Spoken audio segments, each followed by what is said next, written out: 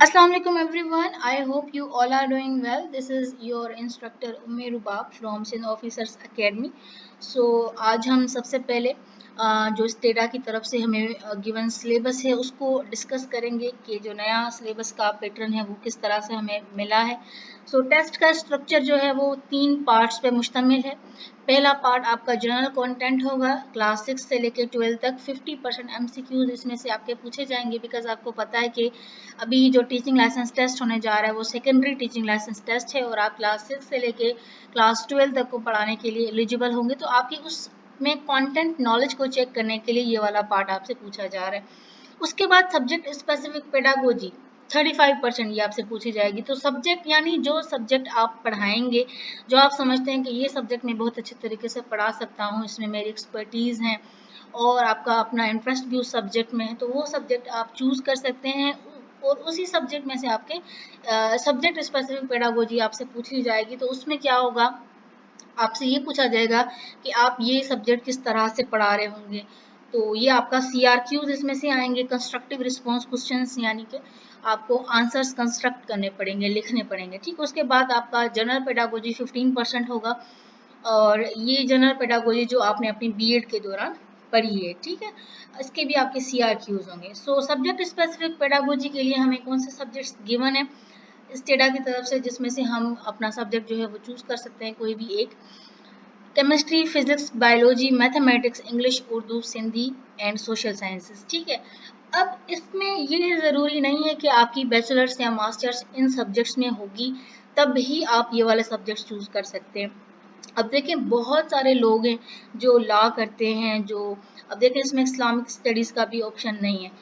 जो BE करके आ रहे होते हैं, ठीक है, तो वो भी क्या, वो भी जो है वो टीचर बनते हैं, बीएड करते हैं और बेहतरीन टीचर बनते हैं वो। तो ठीक है, बहुत सारे जो हैं वो हमारे पास डिग्रीज होती हैं, तो वो बीएड करने के बाद टीचर बन जाते हैं। तो ये ज़रूरी नहीं है कि इस इन्हीं सब्जेक्ट्स में आपकी बैचलर्स हो या मास्टर्स हो तभी आप ये वाले सब्जेक्ट जो है वो उठा सकते हैं। तो आप कोई भी सब्जेक्ट अपने इंटरेस्ट के अकॉर्डिंग उठा सकते हैं। ठीक है, तो 35% आपकी जो सब्जेक्ट स्पेसिफिक पेडागोजी होगी वो इसमें से होगी। तो फॉर एग्जांपल बायोलॉजी का हम देख लेते हैं, आपका सवाल किस तरह से आएगा। कोई टॉपिक आपको दिया होगा फोटोसिंथेसिस फॉर एग्जांपल कि ये आप क्लास 7th में किस तरह से पढ़ाएंगे और क्लासरूम में जो है वो 30 बच्चे हैं, तो इस तरह से आपके क्वेश्चन जो है वो आ सकते हैं।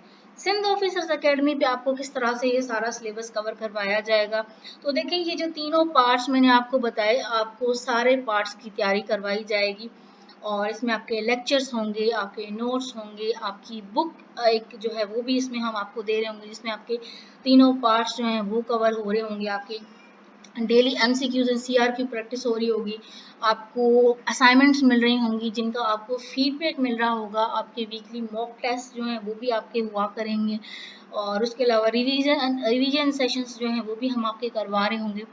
और ये आपका जो टेस्ट है ये सितंबर तक जो है ये होगा और तब तक इंशाल्लाह आपका जो भी सिलेबस है वो सारा इसमें कवर हो जाएगा। ठीक है, तो आपकी जो सिलेबस की जो आपकी टेस्ट की जो तैयारी होगी वो अकॉर्डिंग टू द टेस्ट होगी और सारा जो सिलेबस है बड़े अच्छे और बड़े बेहतरीन तरीके से आपको कवर करवाया जाएगा। अच्छा, तो आज का जो हमारा टॉपिक है हम उसकी तरफ आ जाते हैं। थ्योरीज जो है वो हमें बड़ी मुश्किल लगती हैं शुरू से ना, कि यार ये पियाजेट की थ्योरी आ गई, ये जो है वो कोलबर्ग की आ गई, विगोस्की की आ गई, इसको हम अब कैसे पढ़ें, इसको हम कैसे याद रखेंगे, ये तो कभी हमें समझ ही नहीं आई।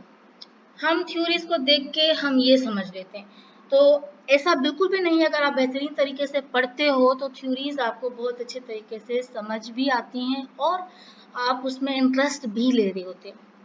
तो आज हम पढ़ते हैं विगोस्की की सोशल डेवलपमेंट थ्योरी के बारे में। इसको हम कंप्लीटली पढ़ेंगे और हम इसको ऐसा पढ़ेंगे कि आपके दिमाग में ये बैठ जाएगी और कभी भी आप इसको भूलेंगे नहीं। सो चलें जी, आ जाते हैं, स्टार्ट करते हैं। अच्छा, फॉर एग्जांपल देके हम स्टार्ट करते हैं कि स्टूडेंट्स जो हैं खुद से कोई सवाल जो है वो सॉल्व कर रहे हैं। फॉर एग्जांपल कोई मैथ्स का जो है वो सवाल है, उनको नहीं आ रहा, ठीक है। उसके बाद वो क्या करते हैं कि वो डिस्कस करते हैं अपने टीचर के साथ या क्लासमेट के साथ। फिर क्या होता है कि वो आसानी से वो जो डिफिकल्ट प्रॉब्लम है उसको वो सॉल्व कर लेते हैं। तो आखिर इसके पीछे क्या वजह है? इसके पीछे वजह ये है कि जो सोशल इंटरेक्शन है वो लर्निंग को इम्प्रूव करता है। तो यही हमें किसने बताया? हमें विगोस्की की सोशल डेवलपमेंटल थ्योरी जो इसने दी थी, विगोस्की ने यही बताया कि जो सोशल इंटरेक्शंस हैं वो लर्निंग को इम्प्रूव करते हैं। ठीक है, नाम से जाहिर है कि सोशल डेवलपमेंट थ्योरी। ठीक है, तो अकॉर्डिंग टू विगोस्की लर्निंग जो है वो ज़्यादा जो नॉलेजेबल पर्सन जो होते हैं उनके साथ बैठने से, उनके साथ इंटरेक्ट करने से लर्निंग क्या होती है? लर्निंग इम्प्रूव होती है। तो ज़्यादा जो नॉलेजेबल पर्सन होते हैं वो कौन होते हैं? वो आपके दोस्त हो सकते हैं, वो आपके टीचर्स हो सकते हैं, वो आपके पेरेंट्स हो सकते हैं। ठीक हो क्या? चलें जी, विगोस्की जो है ये खुद कौन था? तो विगोस्की एक रशियन साइकोलॉजिस्ट था और इन्होंने सोशल डेवलपमेंट थ्योरी जो है ये हमें दी। कंट्रीब्यूशन इसका क्या है? कंट्रीब्यूशन इसका ये है कि इन्होंने सोशल इंटरेक्शन और कल्चर की इम्पोर्टेंस बताई लर्निंग में, कि सोशल इंटरेक्शंस और जो कल्चर है वो कितना इम्पोर्टेंट होता है हमारी लर्निंग के लिए। तो वो कैसे, उसको भी हम डिटेल से आगे बढ़ते हैं। तो मेन आइडिया इस थ्योरी का क्या है? इस थ्योरी का मेन आइडिया ये है कि बच्चे जो हैं वो किस तरह से लर्न करते हैं। वो टीचर्स से भी सीखते हैं, वो पेरेंट्स से भी सीखते हैं, वो अपने पीयर्स यानी दोस्तों साथियों से सीखते हैं और सोसाइटी से सीखते हैं। ठीक है, तो नॉलेज जो है वो सोशल इंटरेक्शन के थ्रू कंस्ट्रक्ट होती है बच्चों की। अच्छा, कल्चर का रोल हम लर्निंग में देखें तो अकॉर्डिंग टू विगोस्की कल्चर क्या करता है? कल्चर प्रोवाइड करता है knowledge, values, language and social practices. ठीक है, और इसी से बच्चा जो है वो शेप होता है और उसकी लर्निंग होती है। तो इसका हम एग्जांपल ले लेते हैं कि फॉर एग्जांपल एक पाकिस्तानी बच्चा है जो कि ये सीखता है अपनी फैमिली से, सोसाइटी से, कि भाई बच्चे जो हैं वो बड़ों की रिस्पेक्ट करेंगे, उनको ग्रीट करेंगे। कैसे ग्रीट करेंगे? उनको अस्सलाम वालेकुम बोल के ग्रीट करेंगे, उनके साथ पोलाइट लैंग्वेज जो है वो यूज़ करेंगे।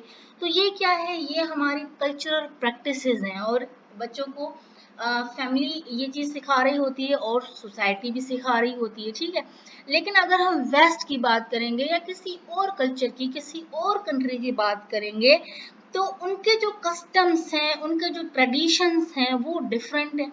तो हो सकता है उनके पास कोई अलग तरीका हो। ठीक है, तो उनकी जो लर्निंग है वो भी उनके कल्चर से इन्फ्लुएंस्ड है और जो हमारी लर्निंग है वो भी हमारे कल्चर से इन्फ्लुएंस्ड है। तो ये हमें किसने बताया? ये हमें बताया विगोस्की ने। अच्छा, उसके बाद विगोस्की ने हमें कुछ टर्म्स दी हैं। ये टर्म्स हमें याद रखनी है। इस थ्योरी में बहुत जो है वो सवाल जो भी आते हैं वो इन टर्म्स के बारे में ही आते हैं। तो पहली टर्म हमारे पास है मोर नॉलेजेबल अदर, यानी MKO। अब मोर नॉलेजेबल अदर कौन होता है? अकॉर्डिंग टू विगोस्की वो पर्सन जिसके पास ज़्यादा नॉलेज हो, ज़्यादा स्किल्स हो लर्नर से। ठीक है, तो इसमें कौन कौन जो है वो MKO कौन कौन होगा? टीचर हो सकता है, पेरेंट हो सकता है, बड़ा सिबलिंग हो सकता है, दूसरा कोई क्लासमेट हो सकता है। तो MKO क्या करता है? ये हेल्प करता है लर्नर को न्यू स्किल्स सीखने में, नॉलेज को एक्वायर करने में, नॉलेज जो है वो रिटेन करने में। जो MKO है वो लर्नर को हेल्प कर रहा होता है। ठीक है, दूसरी टर्म बड़ी ही इम्पोर्टेंट हमें विगोस्की ने बताई, zone of proximal development, ZPD। ठीक है, अब ZPD क्या होता है? Difference between what learner can do alone and what learner can do with help. ठीक है, अब भाई ये क्या चीज आ गई? What learner can do alone and what learner can do with help. तो इसका डिफरेंस क्या है? उसको हम कहते हैं ZPD। तो चलें जी, इसको हम एग्जाम्पल ले लेते हैं। अब एक बच्चा है, उसको मैथमेटिक्स का प्रॉब्लम सॉल्व करने में मुश्किल पेश आ रही है, वो अकेले नहीं कर पा रहा। अब टीचर क्या करता है? उसको गाइड करता है। तो वो बच्चा क्या करता है? उस मैथ्स के जो उसका जो सवाल है उसको सक्सेसफुली वो सोल्व कर लेता है। अब जो टीचर ने उसको गाइडेंस प्रोवाइड की, बेसिकली वो क्या है? वो ZPD है।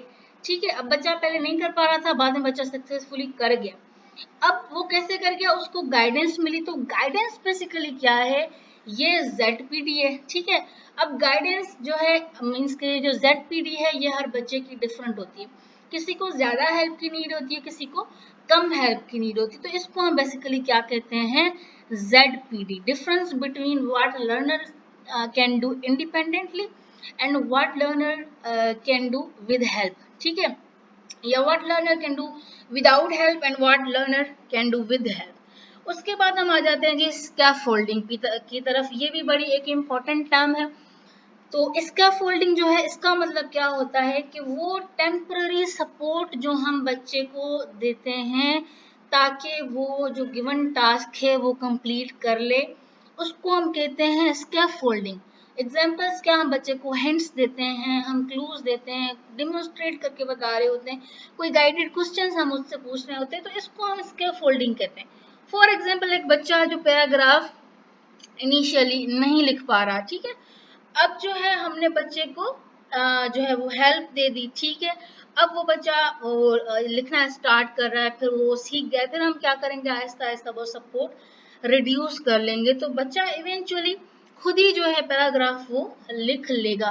तो इसको हम कहते हैं स्कैफोल्डिंग, एक टेम्पररी सपोर्ट जो हम बच्चे को प्रोवाइड करते हैं और फिर बाद में हम वो सपोर्ट रिमूव कर देते हैं, तो इसको हम कहते हैं स्कैफोल्डिंग, ठीक है। तो हमने क्या पढ़ा, हमने पढ़ा MKO, हमने पढ़ा ZPD zone of proximal development, उसके बाद हमने पढ़ा स्कैफोल्डिंग। अच्छा, स्कैफोल्डिंग की मैं आपको एक और मिसाल दे देती हूँ। बच्चा जब छोटा सा होता है, जब बच्चा जो है वो चलना सीख रहा होता है, तो हम उसको क्या ला के देते हैं, हम उसको वॉकर ला के देते हैं ताकि वो चलना प्रॉपरली सीख जाए। तो बच्चा जैसे ही वो चलना सीख जाता है तो हम क्या करते हैं, उस वॉकर को हटा देते हैं। तो वो वॉकर बेसिकली क्या है, वो स्कैफोल्डिंग है, वो एक टेम्पररी सपोर्ट है जो हमने उसको प्रोवाइड की, ठीक हो गया। अच्छा, की आइडिया यहाँ पे क्या है कि support decreases as confidence increases, ठीक है, यानी सपोर्ट जो है वो जैसे हम डिक्रीज करते हैं तो जो कॉन्फिडेंस है वो बढ़ती जाती है बच्चे की, ठीक हो गया, ये भी आपको समझ आ गई टर्म।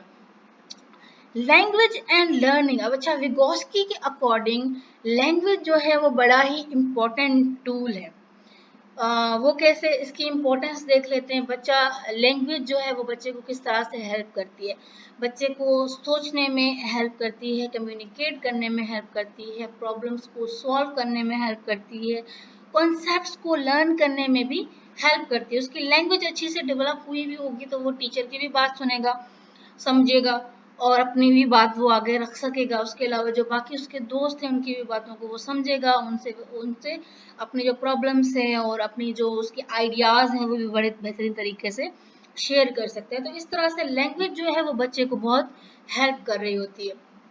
कोऑपरेटिव लर्निंग को जो है विगोस्की ने बड़ा ही सपोर्ट किया। तो कोऑपरेटिव लर्निंग क्या होता है, कोऑपरेटिव लर्निंग जब हम बच्चों को ग्रुप्स में बिठा के उनको कोई टास्क देते हैं और उनसे हम वो टास्क करवा रहे होते हैं, ठीक है, और हम एज अ फैसिलिटेटर तब हम जो टीचर्स हैं एज अ फैसिलिटेटर अपना रोल प्ले कर रहे होते हैं, तो इसको हम क्या कहते हैं, कोऑपरेटिव लर्निंग। तो कोऑपरेटिव लर्निंग ग्रुप भी हम बना सकते हैं छोटे छोटे बच्चों के, और उसके अलावा हम पेयर्स भी बना सकते हैं, तो इसको हम कहते हैं कोऑपरेटिव लर्निंग। अच्छा, तो cooperative learning why it matters, it matters because students learn effectively through what? Discussions, collaborations यानी हमने बच्चों को फ्री हैंड दे दिया कि भाई आप मिलके जाएं और ये वाला काम करें, हमने उनके ग्रुप्स बना दिए, तो इसको हम क्या कहते हैं, इसको हम कोलाब्रेशन कहते हैं। पीयर ट्यूटरिंग, पीयर ट्यूटरिंग यानी दो बच्चों को हमने साथ में बिठा लिया, एक बच्चा जो है वो थोड़ा स्लो लर्नर है, एक बच्चा थोड़ा ज़्यादा इंटेलिजेंट है, और हमने दोनों को एक टास्क दे दिया, दोनों ने मिलके किया। तो पीयर ट्यूटरिंग में क्या होता है कि जो इंटेलिजेंट बच्चा है उसकी जो टीचिंग स्किल्स हैं वो इन्हांस होती हैं, वो इम्प्रूव होती हैं, और जो स्लो लर्नर है वो सीखता है बहुत अच्छे तरीके से, वो जो इंटेलिजेंट बच्चा है उससे, ठीक। तो एग्जाम्पल हम इसकी ले लेते हैं। फॉर एग्जाम्पल हमने कोई ग्रुप प्रोजेक्ट दे दिया एंड उसके अलावा हमने कोई थिंक पेयर शेयर एक्टिविटीज करवा ली।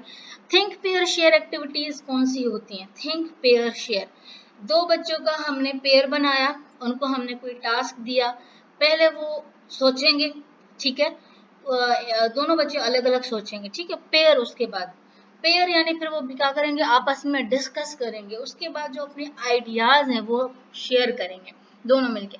तो इसको हम कहते हैं, इस एक्टिविटी को हम कहते हैं थिंक पेयर शेयर एक्टिविटी। ठीक हो गया जी। अच्छा, role of the teacher, teacher क्या रोल प्ले करता है जब टीचर ये वाली एक्टिविटीज करवाता है? तो टीचर रोल प्ले करता है as a facilitator, as a guide, as a supporter, as a scaffold provider, यानी एक टेम्पररी सपोर्ट जो है वो प्रोवाइड करता है टीचर। तो टीचर क्या करता है, लर्निंग को सपोर्ट करता है rather than simply delivering information. ठीक हो गया जी। अच्छा, उसके बाद क्लासरूम एप्लीकेशंस हम देखें तो मैथमेटिक्स में, अच्छा ये हम क्यों पढ़ रहे हैं, ये हम इसलिए पढ़ रहे हैं बिकॉज कि विगोस्की ने हमें क्या बताया, विगोस्की ने हमें MKO टर्म बताई, हमें ZPD बताया, हमें जो है वो स्कैफोल्डिंग बताया।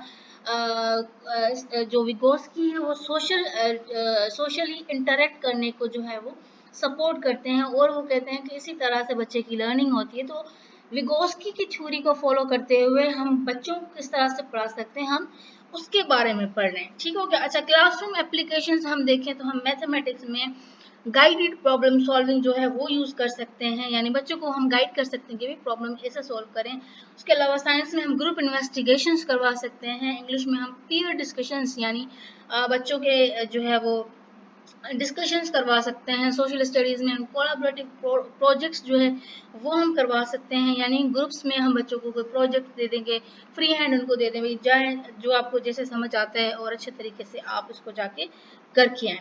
ठीक हो गया। अच्छा, स्ट्रेंथ्स और लिमिटेशंस हम विगोस्की की थ्योरी की देखें तो विगोस्की ने सोशल लर्निंग को हाईलाइट किया है। ठीक है, कोलैबोरेटिव लर्निंग को ये सपोर्ट करते हैं। उसके अलावा क्लासरूम टीचिंग के लिए इनकी जो थ्योरी है वो बहुत यूजफुल है, जैसा कि हमने अभी अभी पढ़ा। लिमिटेशंस इसकी क्या है, लिमिटेशंस इसकी ये है कि इन्होंने बायोलॉजिकल डेवलपमेंट को अटेंशन नहीं दी, और उन्होंने बस सोशली जो है वो किस तरह से बच्चे की लर्निंग होती है सोशल इंटरेक्शंस के थ्रू, इन्होंने उस पर ज़्यादा फोकस किया। उसके अलावा ZPD को मेजर करना डिफिकल्ट, वो कैसे? क्लासरूम में हमारे पास 30 बच्चे हैं, हर बच्चे की जो ZPD है, यानी हर बच्चे को जो अमाउंट ऑफ हेल्प चाहिए वो डिफरेंट है। तो हर बच्चे की जो ZPD है उसको मेजर करना बहुत डिफिकल्ट है। उसको देखना कि इसकी जो ZPD है वो इतनी है, इस बच्चे की इतनी है, तो ये इसको मेजर करना ये डिफिकल्ट है। तो ये इसकी क्या, ये लिमिटेशन है। उसके बाद समरी पे हम आ जाते हैं। आज हमने क्या क्या पढ़ा, हमने सबसे पहले तो सिलेबस के बारे में पढ़ा। ठीक है, उसके बाद हमने learning occurs through social interaction, ये हमने विगोस्की की थ्योरी में पढ़ा। उसके अलावा कल्चर जो है वो किस तरह से लर्निंग को इन्फ्लुएंस करता है, ZPD क्या होता है, स्कैफोल्डिंग क्या होता है, टीचर एज ए फैसिलिटेटर जो है वो अपना रोल प्ले कर रहा होता है। तो इन चीज़ों के बारे में हमने पढ़ा। ये आपके 2 CRQs हैं, और ये आप असाइनमेंट करके मुझे शेयर कर सकते हैं। At the time of enrollment आपको नंबर दिया जाएगा, जहाँ पे आप अपनी असाइनमेंट्स जो हैं वो मुझे शेयर कर सकते हैं, और आपको इवेल्युएट होके आपको इनका फीडबैक मिल रहा होगा। So thank you so much everyone. I hope कि आपको टॉपिक समझ आ गया होगा। कोई भी आपका सवाल हो तो वो आप पूछ सकते हैं। अपना ख्याल रखें जी। अल्लाह हाफिज़।